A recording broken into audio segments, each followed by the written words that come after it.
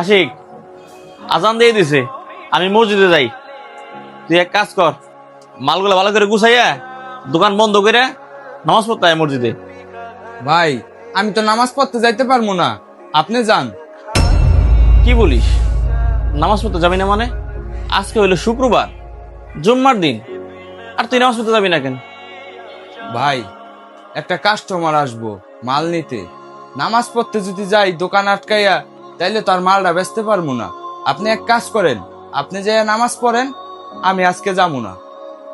শোন, তোর একটা কথা বলি, যেই কাস্টমার নামাজ বাদ দিয়ে মাল কিনতে আসবে এমন কাস্টমার আমার দরকার নাই। আমার হচ্ছে মাল বিক্রি করার থেকে নামাজটা বেশি ইম্পর্টেন্ট। তুই কাস্টমারে বল নামাজের পরে আসতে।